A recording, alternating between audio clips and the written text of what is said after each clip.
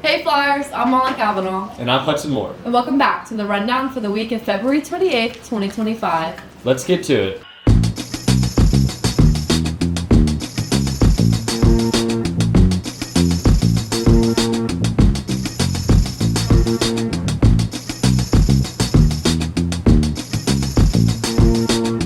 Molly, did you take the ACT this week? I did not, but I know a lot of our juniors did. Hayden Lewis fills us in on the ACT. Our freshman and sophomore classes are taking their pre-ACT, while our juniors and some of our seniors are going to take their ACT. On Tuesday, our juniors, some seniors, and sophomores took the ACT in the gym. This was a great opportunity because it allowed them to take a national test in their own school, familiar environment with teachers who care. We're very excited about the scores and can't wait to find out how everyone did. I felt very good about my ACT. Now I wonder how some of our students felt about their tests. I don't believe I did so hot on the ACT, but I believe this is my first and last time taking the ACT because you can't teach an old dog new tricks, so I'm just going to keep it that way. I feel like I did good enough on the ACT to not take it again. I think it was pretty hard, I'm not going to lie. Science was very difficult, but the reading and English were pretty easy. Yeah, I think I did pretty terrible. Like, science was just horrible. I'm so glad that we got that test over with. This has been Peyton Lewis. Carter Doyle is one of the incredible student athletes we have here at Loyola. Zoe Thrasher fills us in on the amazing award that he won. Carter Doyle is one of 9 students from North Louisiana to be honored with a scholarship for $1,000 from the National Football Foundation for not only his work inside the classroom, but for his work on the field. Let's go interview him to see what he thinks about this. So I was one of 9 people from North Louisiana to be selected to the National Football Foundation academic scholarship.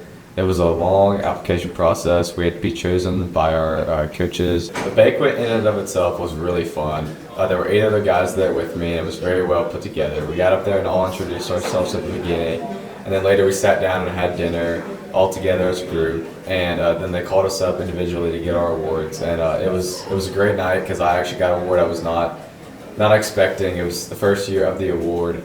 And I was just very proud of myself and what I was able to accomplish this year. Thank you, Carter. Let's go talk to Miss Clark for more information about this. So the local chapter of the National Football Foundation does a scholarship program every year for high-achieving football players, seniors going off to college. And my grandfather, Leo Sanford, was the president of that chapter and helped establish that scholarship program. So he passed away this past March. And this year, their committee created a special award within those scholarship winners in honor of him. It's called the Leo Sanford Captain's Award. He was the captain of his team at Louisiana Tech and then his team in the NFL.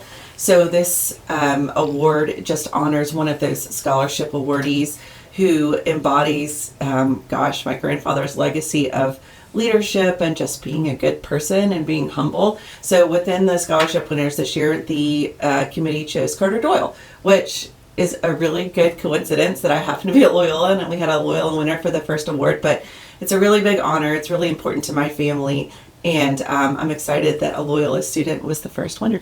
The Loyola Flyers are proud of Carter for this achievement. This has been Zoe Thrasher.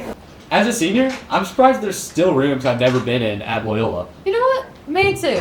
And Judd Robinson went and opened those doors.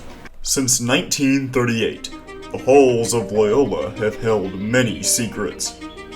Built by an estranged architect with a knack for what some would call hidden rooms or secret passageways. And what's stranger, the halls you walk every day have doors hidden in plain sight that you, nor anyone else, have ever entered.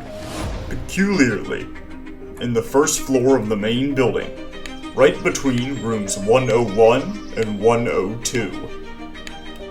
This isn't a classroom, but there is something hiding behind this door that few claim to have seen.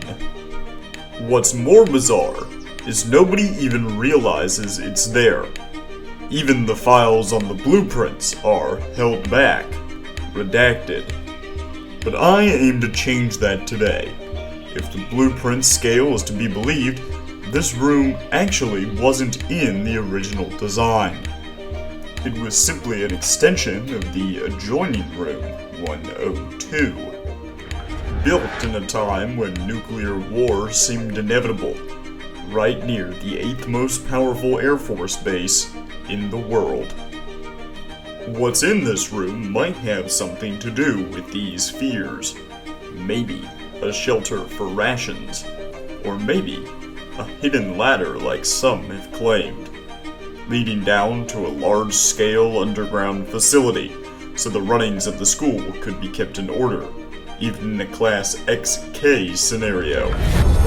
What we do know is there is something hidden in this room, and I had enough speculation. It was time to go in myself. An infinite amount of things could be behind this door. It's a place anyone could find, but none have seen. It was finally time to see what was behind this door. It was a closet, but even worse, a mostly empty closet, filled with papers, photos, and decorations. That's all the time I have for this week. I've been Jed Robinson, and I'll see ya. It's another week of our spring sports. So here's Ava Smith with our sports report. Now that the soccer season has officially ended, our spring sports have started to kick off. From baseball to lacrosse, I've got the scoop on it all. Let's get started. The Loyola baseball team has had a strong start to their season, winning 2 out of 3 games in the Northwood tournament last weekend. On Tuesday night, they defeated Houghton 6-4 at Cicero Field. Will Pickett had a 3-run double in the first inning to give the Flyers a lead they wouldn't lose. Cole Pryor, Hayden Horton, John Luke Love, and Kingston Adams all had 2 hits each. Loyola has now beaten 4 5A teams and has a 6-2 record overall. Tonight they will be playing St. Mary's at Cicero Field. Everybody show up with your Flyer spirit. Our Lady Flyers softball team has been working hard. They played in the North DeSoto tournament and lost a pair of games. On Monday, they traveled to Doyline and had a close loss by 1 run. Their first home game is this afternoon at 3:30 against North Caddo. The tennis team had a great start to their season on Tuesday at their matches against Byrd. The girls' doubles wins include May Graff and Katherine Elberson, Sadie Green and Cassidy Kirk, Madison Turner and Malloy McInnes, Gabrielle Golly and Sophia Fertitta, and Elizabeth May and Kate Davis. As for girls' singles, Addison Knox and Garrison Golly both won their matches as well.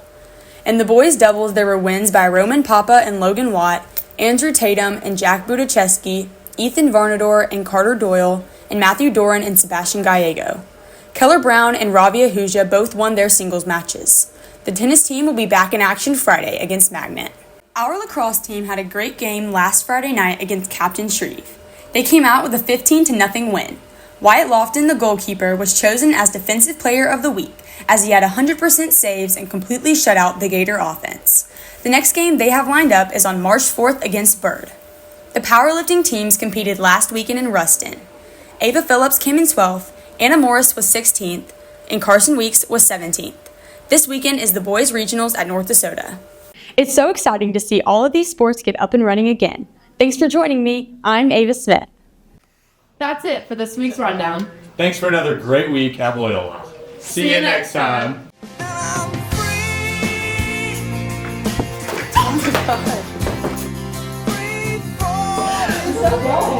Nice catch, Cheer. Nice catch, Cheer. My name, quarterback.